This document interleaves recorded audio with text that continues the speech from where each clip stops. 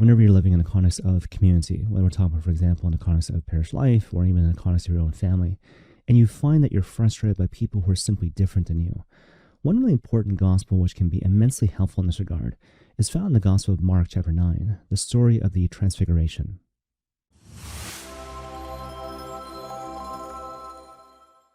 So as you might recall, with regards to this particular story, Jesus goes up this mountain along with Peter, James, and John, and he's transfigured before them, right? So his face shines like the sun, his clothes become dazzling white.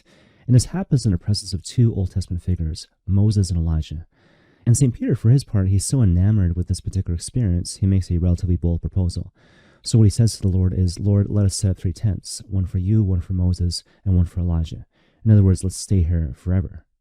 And for myself, whenever I hear this particular story, especially these words kind of spoken by St. Peter, I always think about this really great homily given on the Transfiguration by a really good priest friend of mine many years ago. And so basically in the context of this homily, my priest friend was basically recalling how he himself had gone on this personal retreat. I think it lasted over the context of a weekend. And basically at the end of this retreat, the retreat master was speaking to the group, and he said essentially, holiness is not meant to be found here. Holiness is not meant to be found here, but instead it's meant to be found on the ground level, in the context of your everyday, ordinary life. Which speaks to the fact that our time here on this earth is not meant to be the heavenly Jerusalem. This is not the final destination.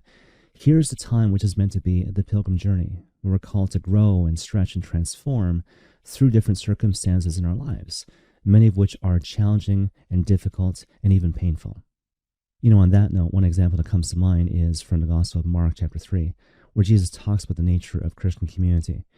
And so basically he begins by saying a kingdom which is divided against itself basically can't stand, which speaks to the fact that Christian community at its best is meant to have radical unity. Radical unity as opposed to sameness. Because you always got to go back to the event of Pentecost as documented in the Acts of the Apostles. So if we think back to Pentecost, basically the Holy Spirit descends upon the apostles in a really powerful sort of way in the context of the upper room, as a result of which they're all able to speak and be understood by different people, each in their own language, which speaks to the fact that the church at her best is meant to embody 2 things, radical unity and radical diversity. And so yes, we're called to have a radical sense of unity based on such things as a common creed, a common form of worship, bonds of charity, that kind of thing, while at the same time recognizing legitimate diversity within the church. Because again, we're called to radical unity as opposed to sameness. Now, just to kind of think it through for a sec, right? And so if you have a strong sense of Christian community, which actually embodies both of these things, again, radical unity and radical diversity, there are certain kind of obvious advantages. And so, for example, complementary gifts and talents. And so I myself might be kind of weak in certain areas of life, but it doesn't matter because you might be strong in those areas. And so for together, we are strong as a team, even though we might be weak in different areas in our lives individually. But at the same time, as we all know through personal experience, when it comes to having diversity in the context of Christian community, there can also be certain challenges, right? And so conflicts, arguments, difficult conversations as we navigate different opinions as regards to different issues or matters at hand. But you see, that's why it's really interesting that when we look at the entirety of this passage, again from the Gospel of Mark chapter 3, even though the Lord begins by talking about how division can really strike at the heart of a Christian community, at the same time, before the passage is over, he talks about forgiveness by the power of the Holy Spirit, which speaks to the fact that any sort of successful community from a Christian perspective has to have mercy, has to have patience and love and the exercise of forgiveness. Because again, if we're different and we're called to not back away from this difference, but actually embrace it and celebrate it, necessarily there'll be tense moments, which necessarily require, again, mercy, patience, forgiveness, all those things I just cited. To further expound upon this particular point, I remember once listening to an episode from Catholic Answers Focus called Fast from Being Furious, where the main speaker was Joe Heschmeyer. And even though the primary subject of this particular episode was the notion of anger, I want to focus on what he was saying with regards to negativity in general. And so basically what he was saying was that whenever we plunge ourselves into negativity, whether we're talking about negative news or negative gossip or negative conversation, in a certain sense, one really important motivation as to why we do this is because, quite frankly, it's easier. So, for example, when you habitually plunge yourself in the context of negative news, whether we're talking about on TV or on the internet, basically it feels good.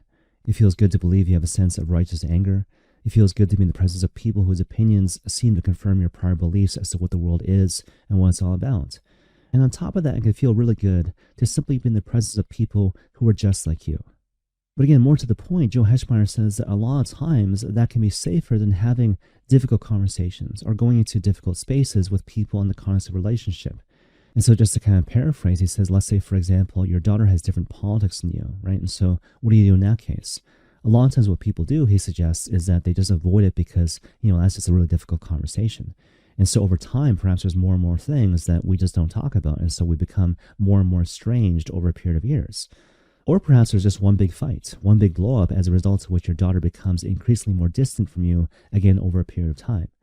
No matter how you play it, the outcome is ultimately bad, right? And more to the point, it stems from this underlying reluctance to engage with someone simply because they're different than me.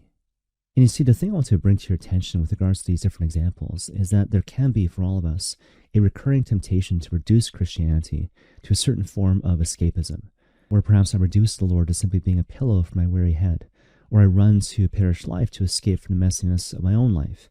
Or perhaps I absolve myself from engaging with difficult conversations and difficult people by saying, well, look, I'm praying for them, and so that's all I can do.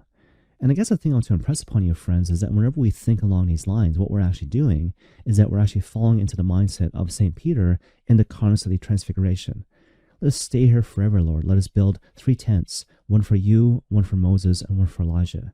Forgetting the fact that, again, this is not meant to be the heavenly Jerusalem, but instead this is meant to be the pilgrim journey. This is the time when we're called to grow and stretch and transform. And how do we do that? By not backing away from life, but actually leaning into it. Don't back away from difficult conversations. Don't back away from difficult relationships. Now, just to be clear, parish life is certainly meant to be that mountaintop experience, where we're called to recurrently behold our Father in heaven, to gain strength and to gain a certain clarity, a renewed sense of clarity as to who he wants us to be and what he wants us to do. So hopefully that goes without saying.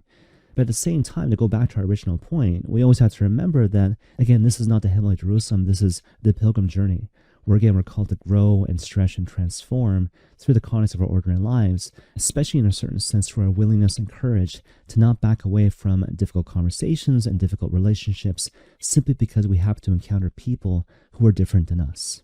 Which means, practically speaking, that we're all invited to acknowledge and indeed celebrate legitimate forms of diversity within the church, even though that can be difficult at times. But at the same time, and kind of more to the point, to stay together at all costs.